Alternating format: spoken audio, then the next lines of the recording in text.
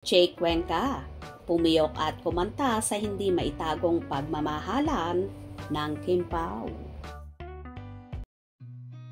I've seen a lot of change, been through a lot of pain. Some things are not the same as they were a year ago, but all will be okay. I move on each and every day.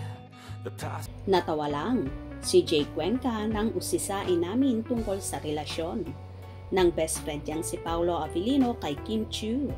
Pero syempre naman, happy si Jake sa love life ni Paolo ha. Ha ha ha ha, hindi ko nga alam talaga. Syempre si Paolo is a private guy talaga, diba? Ha ha ha ha, chika lang ni Jake.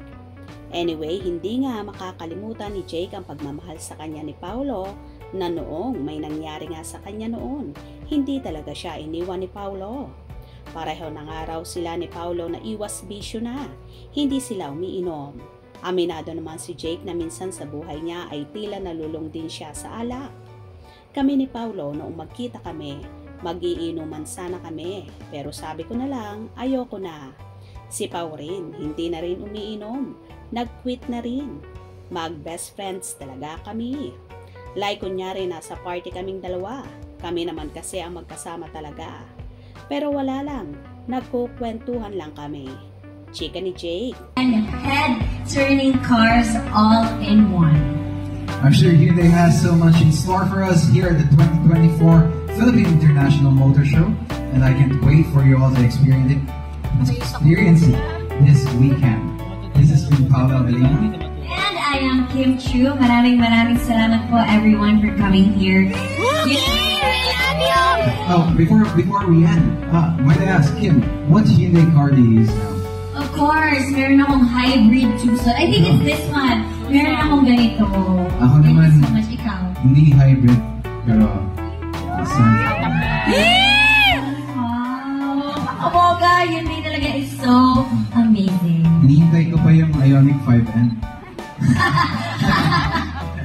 But anyway, kamsahamnida!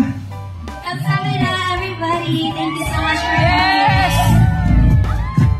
Siya nga pala, magpapamalas ng husay si Jake na tinagurian nga ngayong globally acclaimed actor sa kanyang mga major roles sa dalawang higanting streaming platform.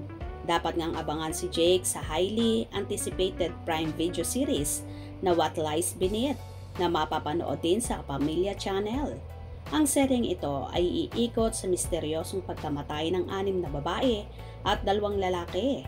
At dahil sa seryeng ito, hinangad nga ni Jake na magpakulong o maranasan ang maging inmate.